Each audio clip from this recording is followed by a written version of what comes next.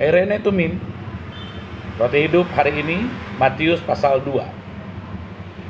Sesudah Yesus dilahirkan di Betlehem di tanah Yudea pada zaman Raja Herodes, datanglah orang-orang Majus dari timur ke Yerusalem dan bertanya-tanya, "Di manakah dia raja orang Yahudi yang baru dilahirkan itu? Kami telah melihat bintangnya di timur dan kami datang untuk menyembah dia." Ketika Raja Herodes mendengar hal itu, terkejutlah ia beserta seluruh Yerusalem. Maka dikumpulkannya semua imam kepala dan ahli Taurat bangsa Yahudi. Lalu dimintanya keterangan dari mereka di mana Mesias akan dilahirkan. Mereka bertanya kepadanya, "Di Betlehem di tanah Yudea, karena demikianlah ada tertulis dalam kitab Nabi. Dan engkau Betlehem tanah Yehuda, engkau sekali-kali bukanlah yang terkecil di antara mereka yang memerintah Yehuda. Karena daripada mula akan bangkit seorang pemimpin yang akan menggembalakan umatku Israel." Lalu dengan diam-diam Herodes memanggil orang-orang Majus itu dan dengan teliti bertanya kepada mereka, bila mana bintang itu nampak. Kemudian ia menyuruh mereka ke Betlehem, katanya, "Pergi dan selidikilah dengan seksama hal-hal mengenai anak itu. Dan segera sesudah kamu menemukan dia, kabarkanlah kepadaku, supaya aku pun datang menyembah dia."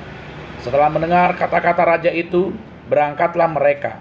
Dan lihatlah, bintang yang mereka lihat di timur itu mendahului mereka, hingga tiba dan berhenti di atas tempat di mana anak itu berada. Ketika mereka melihat bintang itu, sangat bersukacitalah mereka. Maka masuklah mereka ke dalam rumah itu, dan melihat anak itu bersama Maria, ibunya, lalu sujud menyembah dia.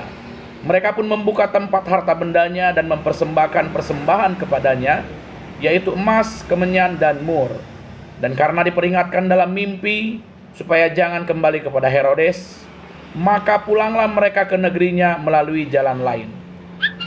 Setelah orang-orang Majus itu berangkat, nampaklah malaikat Tuhan kepada Yusuf dalam mimpi dan berkata, "Bangunlah, ambillah anak itu serta ibunya, larilah ke Mesir dan tinggallah di sana sampai aku berfirman kepadamu.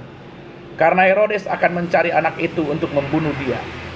Maka Yusuf pun bangunlah, diambilnya anak itu serta ibunya malam itu juga, lalu menyingkir ke Mesir dan tinggal di sana hingga Herodes mati. Hal itu terjadi supaya genaplah yang difirmankan Tuhan oleh Nabi, "Dari Mesir kupanggil anakku." Ketika Herodes tahu bahwa ia telah diperdayakan oleh orang-orang Majus itu, ia sangat marah.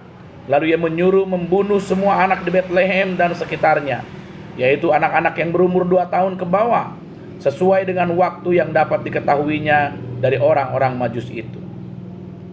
Dengan demikian genaplah firman yang disampaikan oleh Nabi Yeremia. Terdengarlah suara di Rama, tangis dan ratap yang amat sedih. Rahel menangisi anak-anaknya dan ia tidak mau dihibur, sebab mereka tidak ada lagi. Setelah Herodes mati, nampaklah malaikat Tuhan kepada Yusuf dalam mimpi di Mesir, katanya, "Bangunlah, ambillah anak itu serta ibunya dan berangkatlah ke tanah Israel, karena mereka yang hendak membunuh anak itu sudah mati."